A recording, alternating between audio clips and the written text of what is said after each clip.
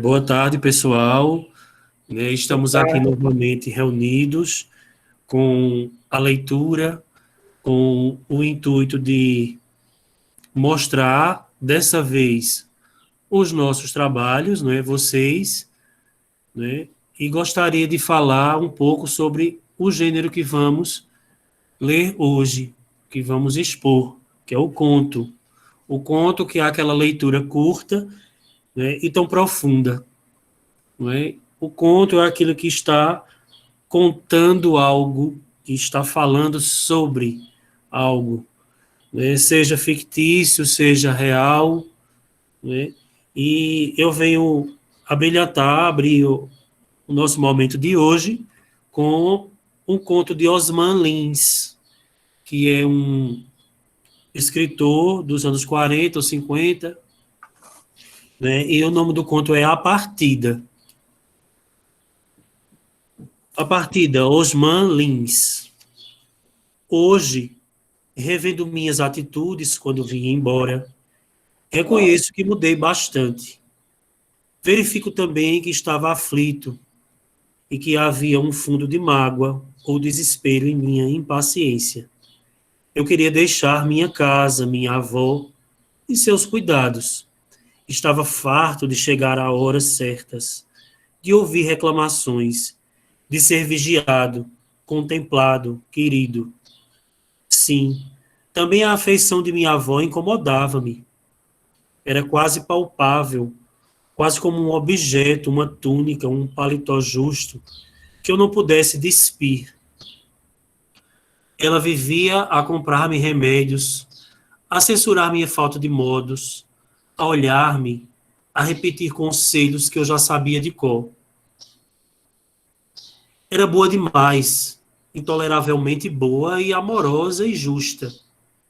Na véspera da viagem, enquanto eu a ajudava a arrumar as coisas na maleta, pensava que no dia seguinte estaria livre e imaginava o amplo mundo no qual iria desafogar-me.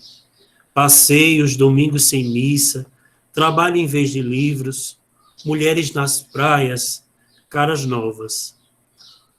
Como tudo era fascinante, que viesse logo, que as horas corressem e eu me encontrasse imediatamente na posse de todos esses bens que me aguardavam, que as horas voassem, voassem. Percebi que minha avó não me olhava. A princípio, achei inexplicável que ela fizesse isso, pois costumava fitar-me longamente com uma ternura que incomodava. Tive raiva do que me parecia um capricho e, como represália, não fui para a cama. Deixei a luz acesa, senti que não que prazer, não sei que prazer, desculpe, em contar as vigas do teto, em olhar para a lâmpada. Desejava que nenhuma dessas coisas me afetasse e irritava-me por começar a entender que não conseguiria afastar-me delas sem emoção. Minha avó fechara a maleta e agora se movia, devagar, calada, fiel ao seu hábito de fazer arrumações tardias. A quietude da casa parecia triste e ficava mais nítida com os poucos ruídos aos quais me fixava. Manso, arrastar de chinelos, cuidadoso abrir e lento fechar de gavetas. O tic-tac do relógio, tilintar de talheres, de xícaras. Por fim, ela veio ao meu quarto, curvou-se. Acordado, apanhou o lençol e ia cobrir-me. Gostava disto. Ainda hoje o faz quando a visito. Mas pretextei calor, beijei sua mão enrugada e antes que ela saísse, dei-lhe as costas. Não consegui dormir, continuava preso a outros rumores. E quando estes se esvaíam, indistintas imagens me acossavam. Edifícios imensos, opressivos, barulho de trens, luzes, tudo a afligir-me, persistente, desagradável, imagens de febre. Sentei-me na cama, as têmporas batendo, o coração inchado, retendo uma alegria dolorosa que parecia um anúncio de morte. As horas passavam, cantavam grilos, minha avó tossia e voltava-se ao leito. As molas duras rangiam o peso do seu corpo. A tosse passou. Emudeceram as molas. Ficaram só os grilos e os relógios. Deitei-me. Passava de meia-noite quando a velha cama gemeu. Minha avó levantava-se. Abriu de leve a porta do seu quarto. Sempre de leve entrou no meu, veio chegando e ficou de pé junto a mim. Com que finalidade? Perguntava eu. Cobrir-me ainda? Repetir-me conselhos? Ouvir a atenção a soluçar, quase fui sacudindo com um acesso de raiva. Ela estava olhando para mim e chorando como se eu fosse um cadáver, pensei. Mas eu não parecia em nada com um morto, senão estar deitado. Estava vivo, bem vivo. Não ia morrer. Sentia-me pronto de gritar. Que me deixasse em paz e fosse chorar longe da sala, na cozinha, no quintal, mais longe de mim. Eu não estava morto. Bem, pessoal. Obrigado, professora. Lindo, lindo, lindo. É bem mais extenso o conto. Riqueza de Eu detalhes, né? falei uma parte dele, né? Para a gente não ficar se estendendo muito. Mas a ideia da gente aqui é mostrar um pouco do que vocês fizeram. Né? A ideia é essa, né? É mostrar o trabalho de vocês, é mostrar o que vocês vêm fazendo com a leitura, com as produções de texto, que nós vemos vocês produzindo aí, que eu venho observando, né, a preocupação de alguns, né, e deixar algo claro, que a leitura é fundamental na vida de todos. De todos vocês, de nós, né, ela enriquece nossa vida, né, e a gente precisa dessas leituras, seja ela qual for. Mas hoje a gente está aí com o conto. Então vamos ouvir os contos dos contos de vocês, o que vocês produziram. É, quem gostaria de começar? Alguém se candidata? A professora gostaria de falar algo? Não, Douglas, só ratificando o que você, né, colocou, a importância de ler para escrever, né? Se a gente não lê, a gente não escreve. E por trás de cada escritor, né, existe um leitor, né? É muito importante a gente se sentir, alimentar, né, essa atração pela leitura, para que as nossas conversas, os nossos textos, né, fluam. Mesmo quem não gosta de ler, começar a ler algo que, assim, vê a possibilidade de gostar, vamos dizer assim, né, para ir lendo trechos pequenos, exercitando diariamente, que aí a gente vai pegando o ritmo, né? Exato. Obrigado, professora. Paola já se candidatou à primeira. Obrigada, professor. Né? Vamos iniciar com Paola aí do sétimo ano A. Pode ficar à vontade, Paola. Vou iniciar. Boa tarde, o meu conto se chama A Floresta do Reino. Boa tarde.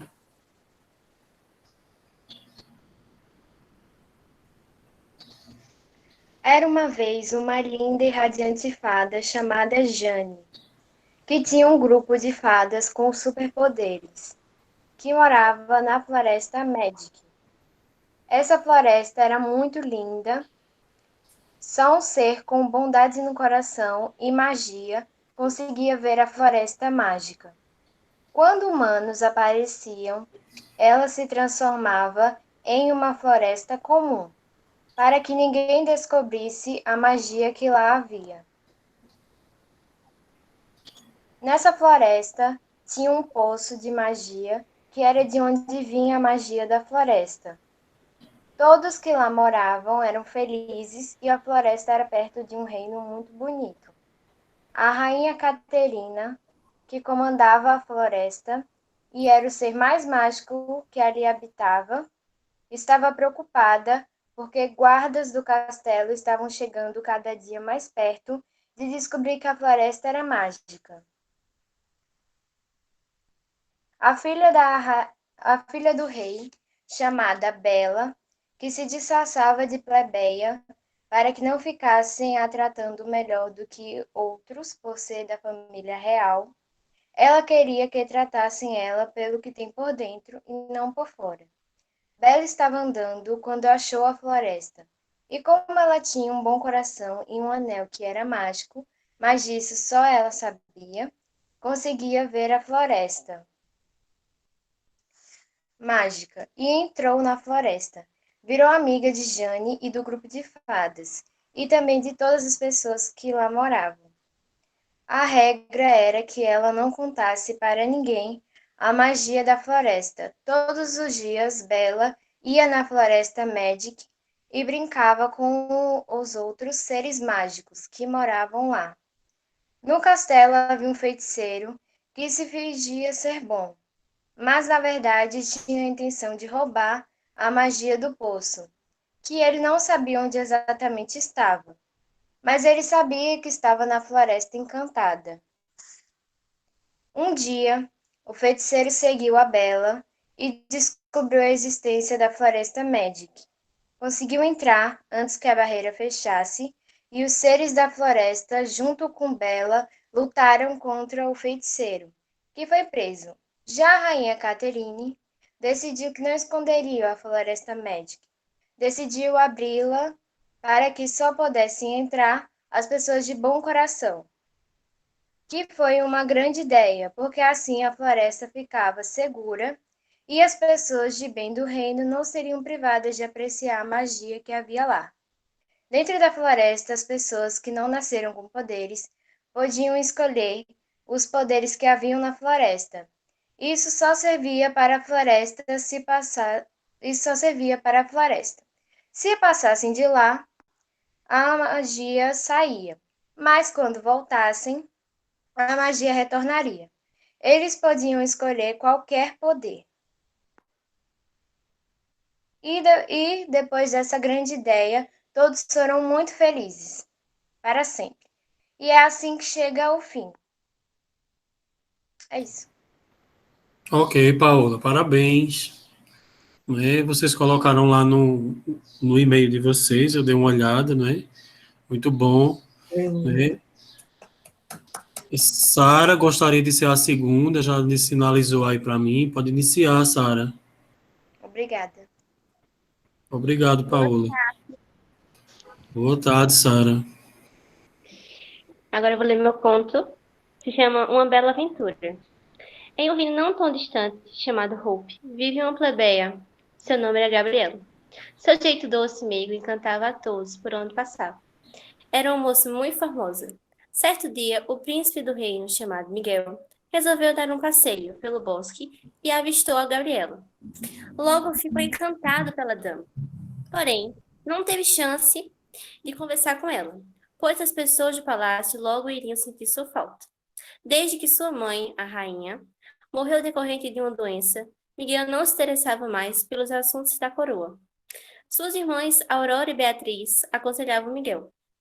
Meu irmão, você tem que começar a mostrar mais interesse, pois você será o sucessor do trono. O príncipe sempre respondia, como teria algum tipo de interesse por tal coisa, se não há importância para mim? O rei Tobias, pai de Miguel, já ciente do que se passava na vida do filho, decidiu casar o príncipe com uma dama da corte, chamada Samara. Dada a notícia a Miguel, o mesmo não reagiu nada bem. Foi à sala do trono confrontar o pai e disse, qual direito o senhor tem para mandar na minha vida? Você entenderá quando assumir o trono, responde o rei. Pois fique sabendo que não irei me casar com Samara. Muito menos vou assumir o trono, declara Miguel. Os ânimos estavam muito exaltados no castelo. Logo todo o reino soube da atitude do príncipe. Era o assunto mais comentado na vila onde Gabriela morava. Em uma conversa com a sua tia Lucy, Gabriela expõe sua opinião sobre o fato. Acredito que o príncipe está certo ao agir dessa maneira.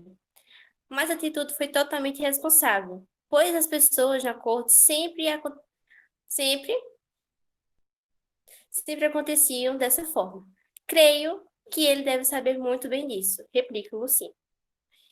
O príncipe, em suas escapadas do palácio, foi até o bosque na esperança de encontrar com a dama do lindo sorriso, como Miguel chamava carinhosamente Gabriela. Por lá passava ela, a dama do lindo sorriso.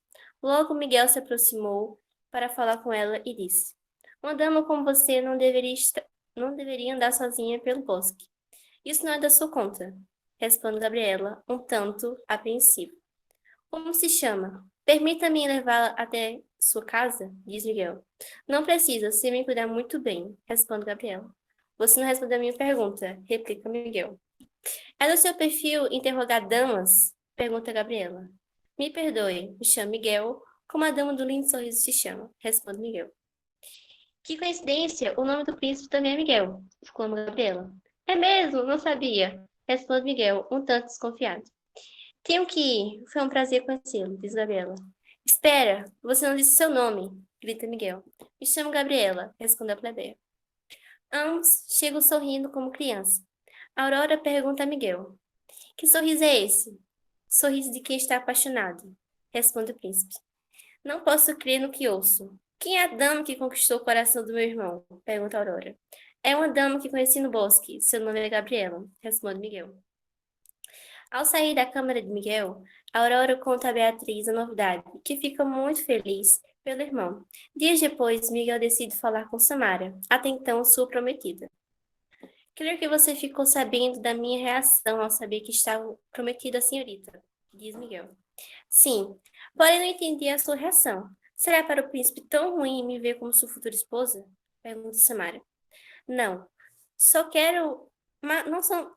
Não, só não quero magoar os seus sentimentos, responde Miguel.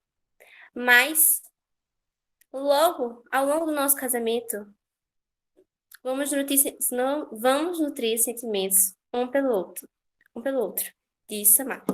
Samara, não temos que nos acostumar com essa situação, replica Miguel. Ao final do diálogo, Miguel convence Samara a desistir do casamento. E assim ela fez com que seu pai, o duque da casa de Valedo, cancelasse o compromisso. Gabriela conversou com sua tia Lucy sobre Miguel. Tia, conheci um rapaz no bosque. Como ele se chama? Pergunta Lucy. Seu nome é Miguel, responde Gabriela. O príncipe também se chama Miguel, diz Lucy. Sim. Será que o príncipe vai se casar mesmo? Pergunta Gabriela. Acho que sim, responde Lucy. Desde esse dia, Gabriela e Miguel se encontravam todos os dias no bosque. Depois de um tempo, Miguel se declara para Gabriela e começaram a namorar. Porém, Tobias já estava à procura de uma dama para Miguel. Então, o rei manda chamar Miguel para conversar. Qual é o assunto urgente que temos que conversar? Pergunta Miguel, ao chegar na sala do trono. Estou procurando uma dama para você, meu filho, responde Tobias. Não precisa mais procurar, pois eu já encontrei a dama ideal para mim, diz Miguel. Ah, que ótimo! De que família ela é? Pergunta Tobias. Ela é uma dama do povo, mas isso não vai me impedir de casar com ela, responde Miguel. Sei que o que eu vou falar não fará nenhuma diferença, mas quero conhecê-la, diz Tobias. Ótimo, mas quero garantir ao senhor que não adiantará fazer nada, pois me casarei com Gabriela com ou sem o seu apoio, diz Miguel. Gabriela e Lucy chegam ao castelo. São muito bem recebidas pela família real. O rei, ao ver Gabriela, se lembrou da sua falecida esposa e teve certeza que Gabriela iria ser uma boa rainha, ao lado de Miguel. Finalmente, Miguel e Gabriela ficam noivos. Logo chega o dia do casamento e todos vestiram suas melhores roupas. O palácio está cheio de flores e todos na correria. O dia estava radiante. Porém, Samara e seu pai, o duque da casa de Valedo, contrataram um cavaleiro para sequestrar Gabriela, pois ficaram indignados ao saber que Miguel se casaria com a plebeia. Os convidados chegaram e Miguel estava ficando cada vez mais nervoso. O cavaleiro foi até a casa de Gabriela e sequestrou. e a sequestrou. Lucy percebeu que Gabriela estava muito calada. Foi quando ela viu que sequestraram sua sobrinha. Lucy foi aos prantos até o castelo. Chegando lá, disse a Miguel o que estava acontecendo. Ele reuniu a guarda real e foram procurá-la na floresta. Perdi, peraí.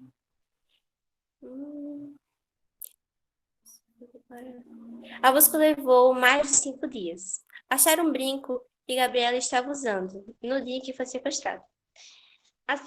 As pistas levaram até uma cabana no meio da floresta. Estava lá Gabriela. De imediato, prenderam o cavaleiro que confessou a participação de Samara e do duque da casa de Valeto. Foram para a masmorra. Gabriela e Miguel se emocionaram muito. Enfim, se casaram. Foi um dia lindo. O rei Tobias passou o governo de Hope para o príncipe Miguel. Miguel e Gabriela foram os melhores governantes da história do reino.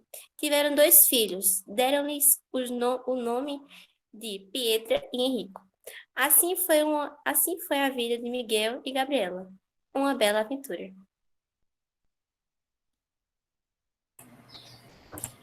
Espero que vocês tenham gostado. Desculpa, eu estou um pouquinho nervosa. Mas foi isso. Parabéns, Sara, parabéns. Muito bem. Esse é o caminho, minha gente. Esse é o caminho. Vamos permanecer colocando para fora essa nossa criatividade, não é? Vamos permanecer fazendo o que a gente realmente quer e gosta dentro da nossa possibilidade, né? Parabéns. Próxima pessoa.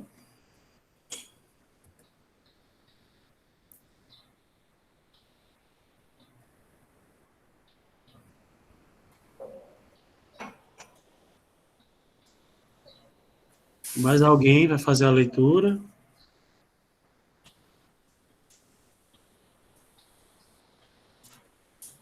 Só as 2 meninas que escreveram. Cadê os demais?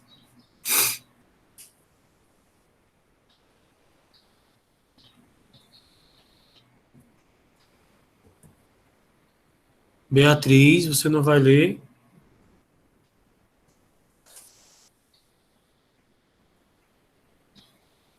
Oi, professor. Olha, Beatriz.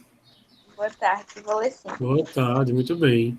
O nome do meu conto é Uma Noite Inesquecível.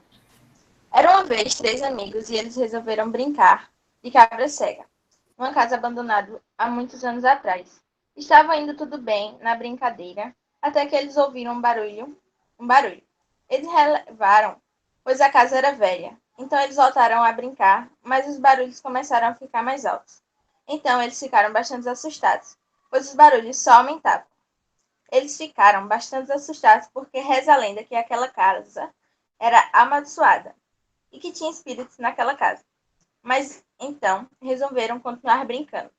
Só que daí eles ouviram gritos vindo da casa onde estavam brincando. Lá estava faltando uma pessoa. Então pensaram: eles devem estar fazendo graça para nos assustar. Mas quando menos esperam, o menino aparece. Mas ele estava muito estranho, a voz dele estava diferente e ele estava com os olhos virados. Os meninos resolveram não brincar mais e voltar para casa, pois já estava muito tarde. No dia seguinte, o colega deles estava morto. A polícia não sabia o que tinha acontecido para o menino ter morrido tão de repente. Fizeram exames para saber a causa da morte, mas não descobriram o que foi. Os meninos ficaram pensando se tinha a ver a morte dos meninos com a brincadeira de ontem. Então, os 2 meninos resolveram ir na casa abandonada, mas ficaram com muito medo e desistiram de ir. Reza a lenda que quem entrasse naquela casa ficava possuída. Então, aquela casa ficou interditada e ninguém mais pôde entrar nela. Terminou.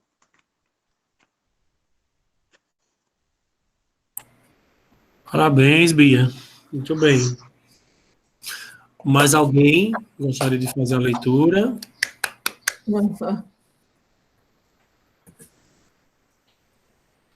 Matheus, Raul, os que estão presentes, Aline, Amanda.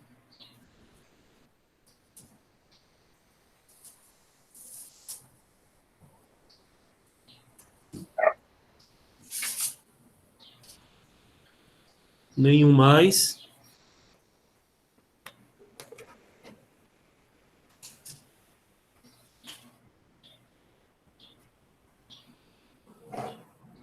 Parece que a gente não tem mais nenhum de vocês para apresentar, né? Olá, Oi.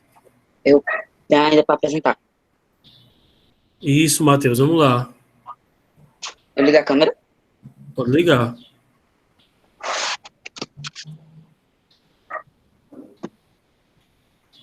O nome do meu texto é A Vida Após a Morte. Eu me lembro da primeira vez em que eu abri os olhos. As luzes ofuscavam minha visão. A quantidade de pessoas me deixava claustrofóbico. Quando eu consegui me levantar, por incrível que pareça, eu sabia exatamente o que deveria fazer. A razão de terem me criado. Naquele lugar, havia criações como eu, com seus destinos traçados, sem sua concepção. Mas mesmo assim, eles olhavam uns para os outros com olhares julgadores. O medo de ser julgado era o que os tornava opressores. Todos eles eram chamados por códigos implantados em seu pescoço, inclusive eu, 1503. Os criadores sempre tinham o prazer de reforçar os padrões de etiqueta e as regras criadas por eles. Mas todos podem ter uma escolha na vida, que é seguir o caminho traçado pela sociedade ou criar seu próprio caminho. Porém, a primeira vez em que eu abri os olhos de verdade foi quando 1345 se rebelou contra o sistema. Ele desapareceu depois de ter perguntado o que tinha fora dos muros aos criadores. Foi então que eu senti algo que eu nunca tinha sentido antes: medo e apreensão. Decidi explorar o que tinha naquele lugar. Mais uma vez senti um sentimento, dessa vez bom, a esperança de achá-lo. Mas não achei. A frustração tomou conta do meu ser, até que percebi o que tinha ocorrido. A melhor forma de calar alguém é a descartando. Percebi que tinha algo por trás da utopia que os criadores me faziam acreditar. Nosso destino era ter que seguir os passos dos criadores, mas se alguém não seguisse, qual eram as consequências? Eu me lembro de um dos criadores. Ele era responsável pela manutenção. Eu reparei no pescoço dele, ele também tinha um código em seu pescoço, 2456. Logo, ele era também uma criação. Percebi que não era só esse criador que tinha uma marca.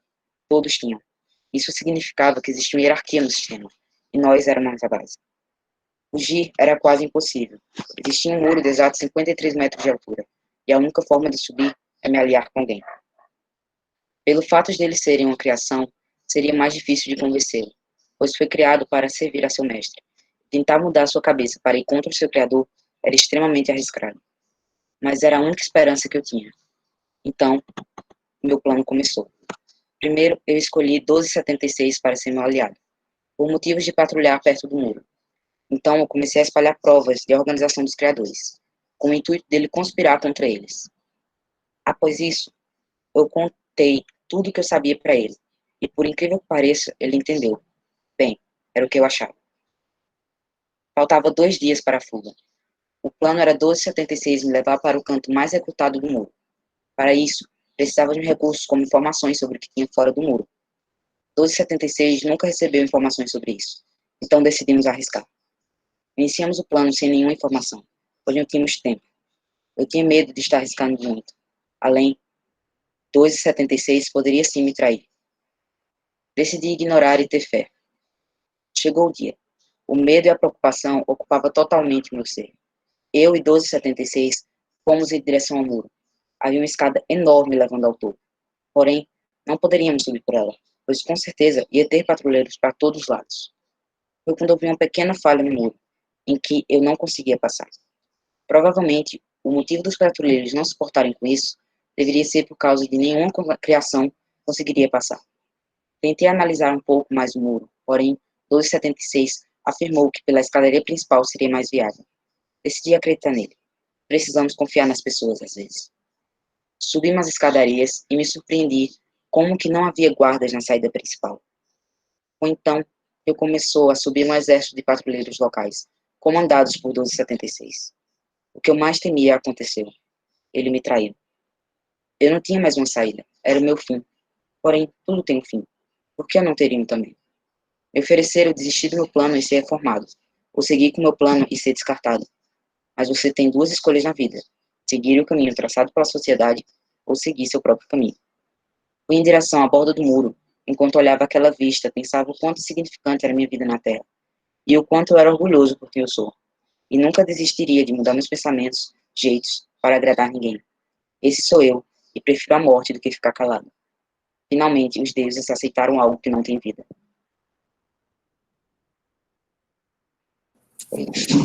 Parabéns, Matheus. Nossa, que lindo, Matheus. Parabéns.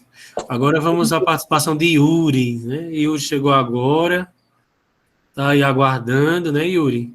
Pode ligar aí o seu microfone. Muito bem. Pode começar, Yuri. Então tá. Posso começar a ler? Pode sim. Então tá. Pai, mãe e filha eram uma família feliz e alegre. Até que um dia a mãe ficou muito doente, após um acontecido. Os animais que a família tinha acabaram se perdendo num dia chuvoso e acabou destruindo tudo.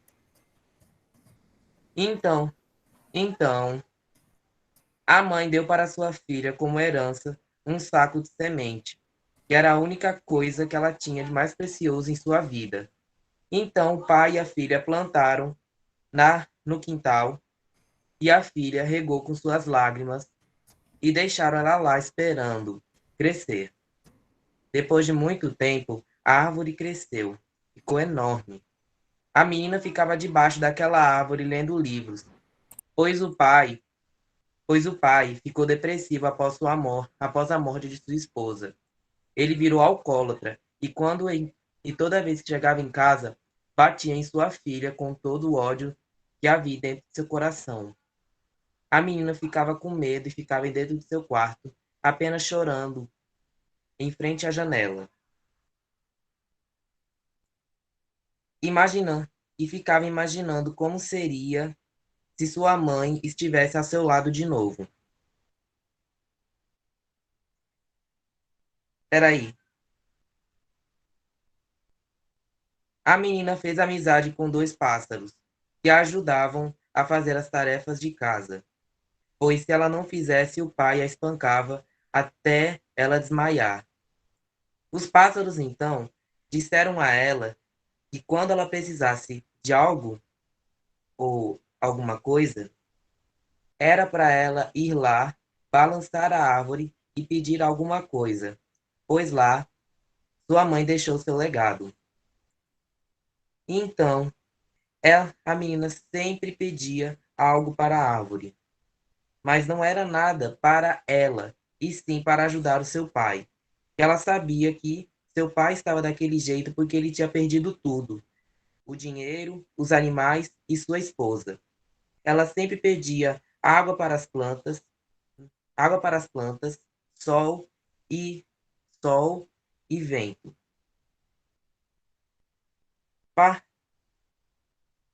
Ou mar, ou mais nuvem no céu, para ela ficar olhando no céu. Um dia, seu pai disse que precisava urgentemente de dinheiro, pois a plantação que eles vendiam só dava para pagar metade do aluguel. Então a menina correu para a árvore e balançou ela com toda a sua força e fé, e gritava, e gritava, e gritava e chorava pedindo ajuda para tirar eles da miséria. Então, na manhã seguinte, eles acordaram e ficaram surpreendidos com uma coisa incrível. Os animais que eles tinham perdido voltaram e os dois ficaram muito felizes e confusos, principalmente o pai, e perguntou à sua filha: Filha, como isso aconteceu? A menina deu um sorriso alegre e disse: Eu não posso contar, pai. É um segredo entre eu e meus amigos. Ele exclamou: Que amigos? Ela disse: Eu não posso contar.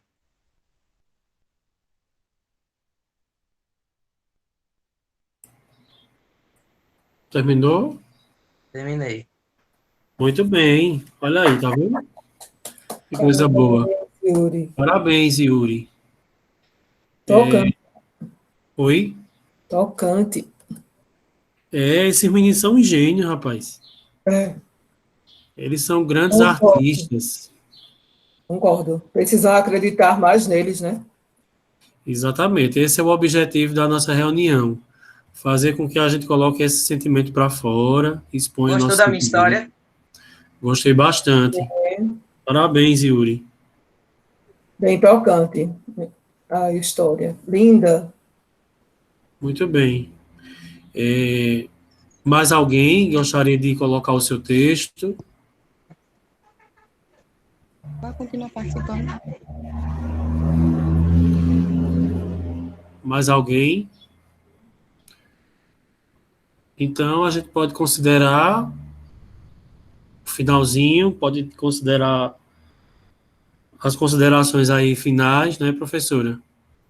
A gente gostaria de ouvir mais, né? Mais alunos. Gostaríamos de ouvir mais alguém, mas até agora, né, só tivemos 5, eu acho, 4, 5 pessoas.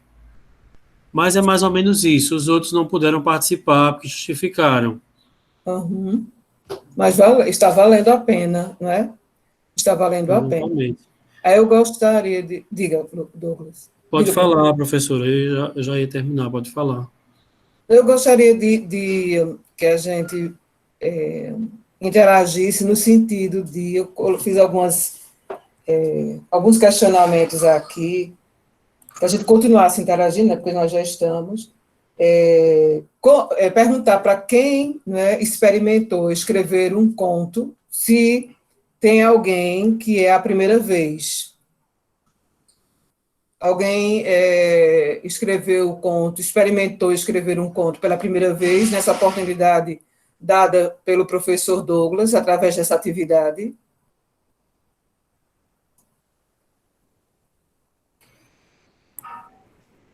Também. Matheus respondeu já aí, que ele é a primeira vez. Quem mais? Yuri já conta histórias há muito tempo, né, Yuri? É. Uhum. As meninas que leram, é a primeira vez que fazem também? Não. Então, aí já temos escritores, não é? Uhum. Eu já Pessoas que tinha escrevem. e já escrevi também. Olha aí, que bom.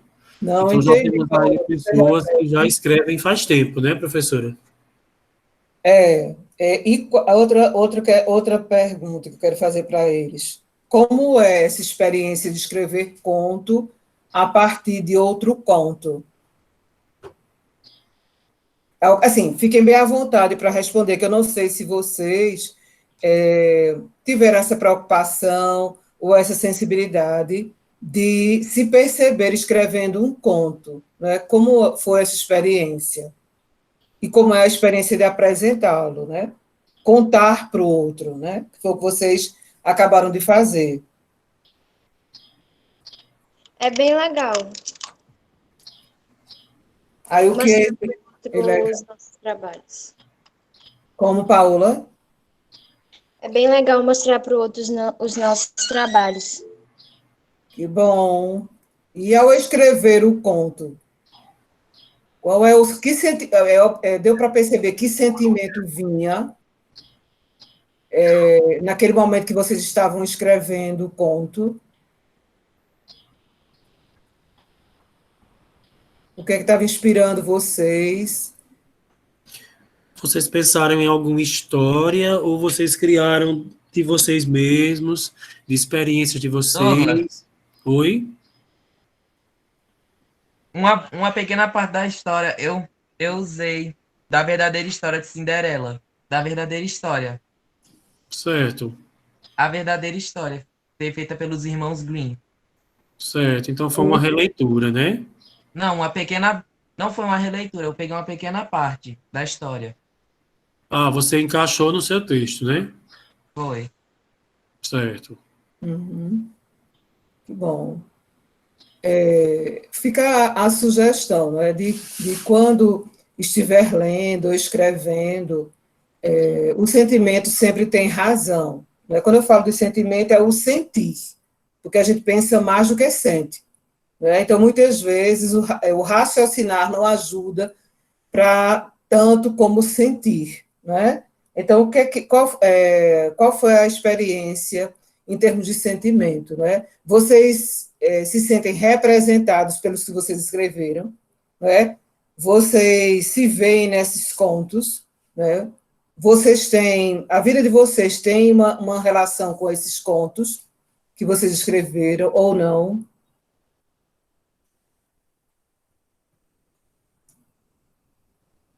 Mais ou menos, porque eu gosto muito de histórias de princesas e tal. Interessante, Paola. Então, você se reconhece nesse tema, né, dos contos de fadas, né, dos contos de princesas. Mais alguém?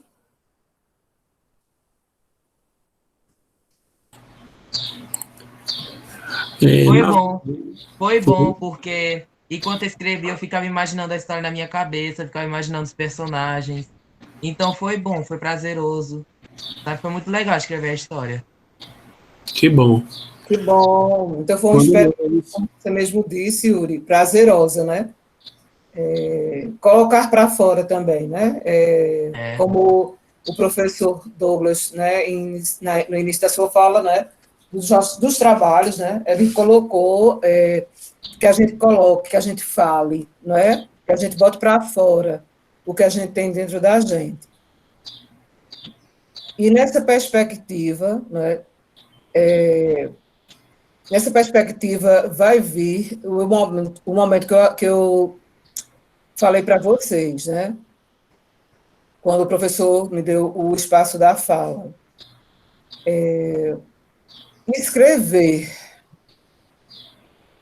Escrever o dia a dia, a escrita de nós.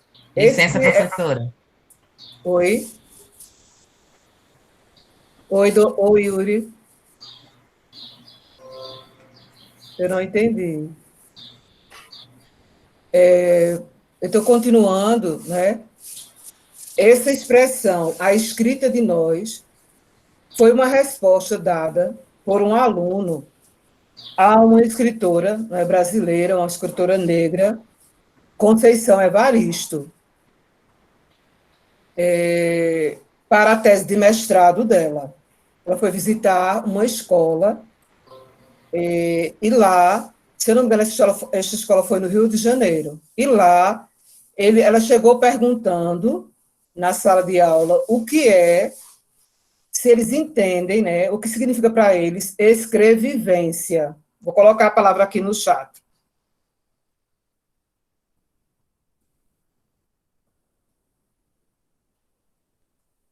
Escrevivência. Já ouviram falar nessa palavra?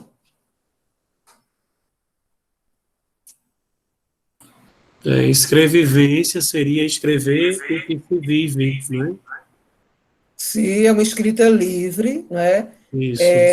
Uma escrita como o garotinho lá, Vitor, né, respondeu a Carolina Carolina de Jesus, não, a Conceição Evaristo, quando ela perguntou, né, à turma o que é escrevivência. Então, ele disse, de pronto, é escrita de nós. E ela pegou, né, essa resposta desse garoto e levou com ela para a dissertação de mestrado dela, né, que é um nível de escolaridade, vamos dizer assim, depois, aliás, mais alto do que quem terminou faculdade, a formação acadêmica, que fez especialização, e a gente tem especialização chamada mestrado. Então, assim, gente, essa é a proposta para o mês de novembro, né, enquanto professora em biblioteca, com a parceria do professor Douglas, né, que eu só tenho a agradecer a acolhida, né, assim, a acolhida dele para esse espaço, né, da biblioteca. Então, eu gostaria que vocês escrevessem e apresentassem a escrita de vocês, a escrita livre. Alguém aqui tem diário? Eu não. Quem tem diário? Eu tinha, Amanda falou, Matheus não. Mas vocês sabem o que é um diário? Sim. O que é um diário? Um caderno que a gente fala sobre a nossa vida. Sim, muito bem. E é quase, a gente está em contato com ele a todo momento, não é isso, Paula? Sim. Não é? É, Carolina de Jesus, uma outra escritora negra, né, já falecida, muito pobre, né, uma história muito forte a dela. Quando vocês tiverem a oportunidade de ler, leiam um livro chamado Quarto de Despejo, certo? Ela tinha o hábito, mesmo naquela pobreza, ela conseguiu se tornar a escritora, né, que se tornou. Ela pegava qualquer pedacinho de papel durante o dia mesmo, quando dava vontade dela colocar para fora o que ela estava sentindo, a partir do que ela vivia, ela fazia. Qualquer pedacinho de papel. Ela ia lá, escrevia, né? E ficava juntando aqueles pedacinhos de papel. Eu tenho esse movimento de Carolina. Assim, eu me identifico com Carolina de Jesus nesse movimento dela de escrever em qualquer pedacinho de papel, desde que eu esteja sentindo, vivendo e sentindo algo que me inspire, que me dê vontade, né, de fazer isso. Então, essa é a proposta. A Amanda disse, eu prefiro falar só do que falar em alguma coisa, porque tem pessoas que às vezes pegam o que não pertence. Não, eu acredito, né? Matheus também colocou o caderno de anotações diárias de sua vida. Uhum. Amanda também tinha colocado antes. Eu tenho, na verdade, mas está cheio.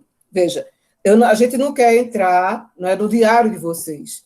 A gente não quer que vocês exponham o diário de vocês, nem a vida de vocês. É uma escrita livre.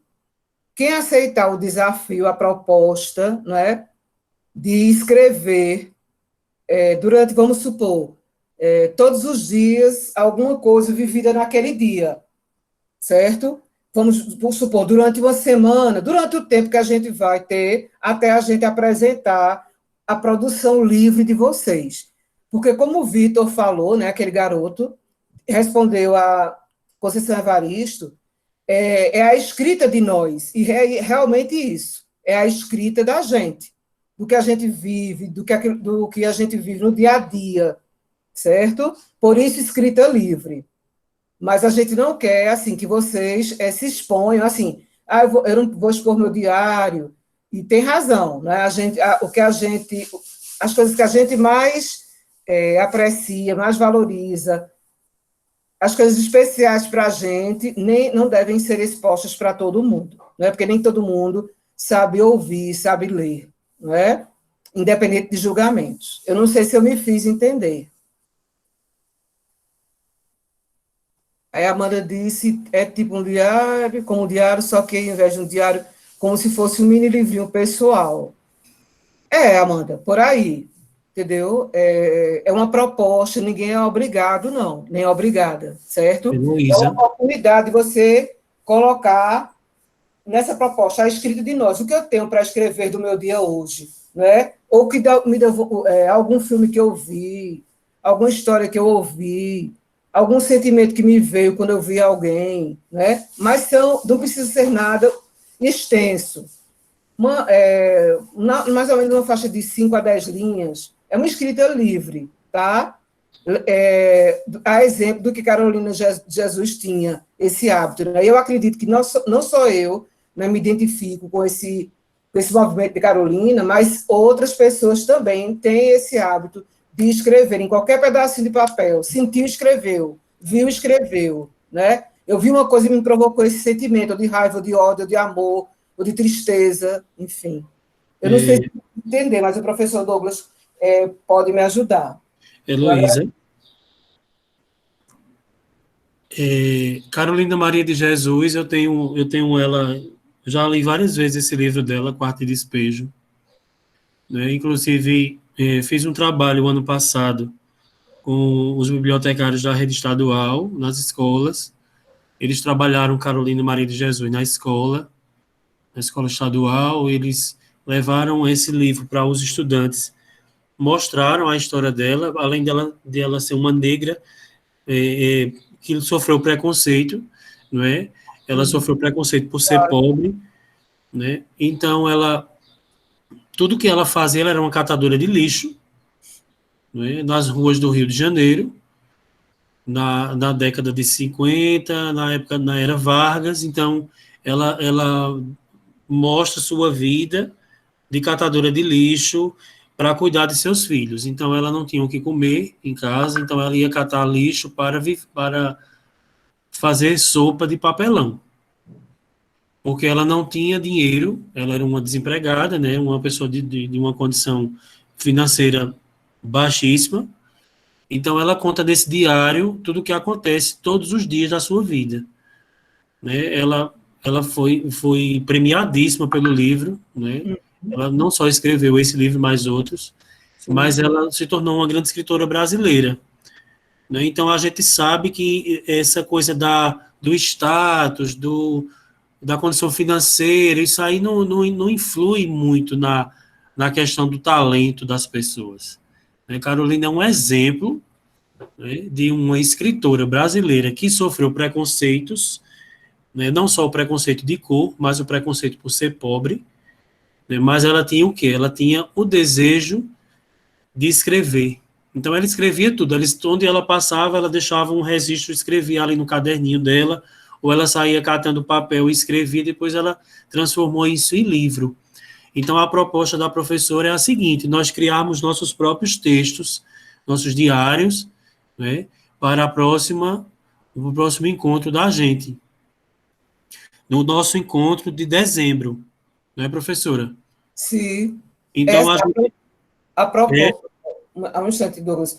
A proposta é de novembro. certo. Mas aí então, a gente tem mais ou menos até a primeira semana de dezembro. Mas certo. assim, nada que pese, é algo, como eu falei, uma escrita livre. Uma escrita, como o Vitor falou, né? É a escrita de nós, a escrita do dia a dia. Você pode escolher uma semana para escrever um pouquinho cada dia, mas assim, fiquem bem à vontade, porque tem que ser algo que flua realmente. Entendeu? Como foi em Carolina. E era uma forma, ela colocar no papel, era uma forma de aliviar a dor, né, de tantos preconceitos que ela sofria, e da própria situação de estar abaixo da pobreza, né, da linha da pobreza. Eu vou colocar para vocês aí no grupo e no Google Sala de Aula o livro em PDF. E aí vou lançar a proposta para quem tiver interessado, né, de ler o livro. O livro não é muito extenso, é um diário, então são partes pequenas, vocês podem ler. Dentro de uma semana vocês conseguem ler esse livro, né? Então vocês podem ir vendo já, assim, a história de Carolina Maria de Jesus é uma história fantástica, né? Eu toda vez que leio aquele livro, eu tenho vontade de ler de novo, porque é muito bom. E ele também pode ser colocado como uma peça teatral, por que não? Ele pode ser encenado. É um livro que traz, assim, várias reflexões de vida, né? Reflexões sobre nós mesmos. Quantas Carolinas não existem no nosso Brasil, né? Quantos de nós podemos ser uma Carolina, né? Pelo sentimento que ela viveu, né? Então, eu vou colocar o link, professora, do livro, hoje ainda, para eles, e a gente vai se comunicando e vendo as pessoas que estão querendo participar, e a gente faz esse momento. Sim, professor. Eu vou eu vou enviar para o professor Douglas para que ele envie para vocês, é porque meu telefone está com problemas. Quando ele quer funcionar, ele funciona, quando não funciona, né? Eu estou na fase de transição de um aparelho para o outro, mas já estava havendo um problema com a questão da adaptação dos chips. Aí, veja, essa proposta a partir da história de Carolina pode ser inspirando a sua história. Agora, veja, é interessante observar que ela não ficou como catadora de lixo a vida inteira, não é? Exato. Ela conseguiu sair daquela situação através da sensibilidade dela em ler o mundo que ela vivia, né? Paulo Freire, que é um pedagogo, né, conhecido, né, internacionalmente, é um pedagogo, escritor, professor pernambucano. Ele diz isso, né, que antes de ler as palavras é importante ler o mundo, como é que eu leio essa situação da pandemia? Assim, o que orienta a coordenação de bibliotecas da Secretaria da Educação é isso, o que você pode registrar, o que é que você pode escrever como experiência durante essa pandemia? Esse é o mote, não é? Mas nada impede entendeu, Douglas, que a gente dialogue tanto com esse mote, né, que eles colocam, alguns até escritos que eu possa enviar, né, para elas, mas também a partir dessa experiência de Carolina. Não é isso, professor? Exato. Pronto. Até porque Carolina, ela não foi toda a vida uma catadora de lixo, como a professora falou. Ela ganhou prêmios, ela se tornou conhecida, ela saiu da condição de pobreza que ela vivia, ela foi morar em outro lugar, né? Ela conseguiu criar os seus filhos e, inclusive, uma das filhas dela hoje é uma professora. Sim. Né? É uma professora, deu uma entrevista há um pouco tempo atrás aí no programa do Pedro Bial, que eu vou colocar para vocês aí, para vocês assistirem depois. Ela esteve também numa oportunidade falando sobre a mãe, professor. Uma coisa, não interrompendo, veja, a leitura de mundo, gente, porque assim, Carolina lia tudo aquilo, todo aquele mundo que ela vivia, mas ela não conseguia colocar no papel, porque ela não sabia escrever, ela não era alfabetizada. Então, ela teve a oportunidade, né, de ler as palavras, de aprender as palavras, de ser alfabetizada para poder colocar no papel a leitura de mundo, do mundo que ela vivia. Né? Como é que a gente está lendo o mundo nessa pandemia? Por exemplo, né, a gente está lendo esse mundo como ficou mais transparente a desigualdade social, por exemplo. Como ficou, como o SUS passou a ser valorizado, mesmo sendo o melhor sistema de saúde do mundo, não é? Que nós temos, mas não investimos aliás, na verdade, quem responde pelo executivo em várias esferas não tem esse olhar, não é? As pessoas, a questão da superlotação dos hospitais. Então, eu estou dando exemplos assim. E na minha vida, eu fiquei, por exemplo, sem fazer o que eu gosto, porque eu não podia sair, tipo, eu passei a usar máscara, né? Eu passei a estudar de outra forma, em plataforma de ensino online. Eu estou dando só algumas dicas a vocês. É isso, pessoal, é isso. São os acontecimentos de nossa vida, não é? O que acontece em nossa vida, que foi importante nesse momento. Então, a gente vai deixar o convite aberto, não é? A professora está aí bem empenhada junto comigo, a gente vai amadurecer, professora, né? Em particular, a gente vai conversando aqui. Sim. E a proposta está lançada, pessoal. Eu vou colocar para vocês aí o livro, para vocês darem uma lida, né? E vou já começar a trabalhar em cima desse livro, até porque estamos trabalhando na questão da consciência negra também, não é? A gente precisa trabalhar esses temas, precisa trabalhar isso, porque é o que nós vivemos.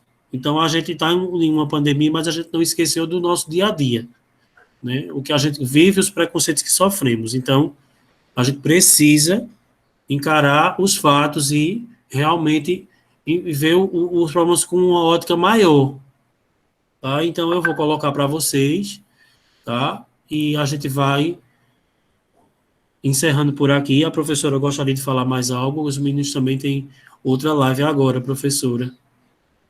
Fiquem à vontade. Muito obrigada pela atenção. Valeu muito a pena, né? Esse recorte da tarde que a gente teve, né? Ouvindo contos, não é? Que vocês escreveram. Muito obrigada. Obrigado a vocês. Um abraço.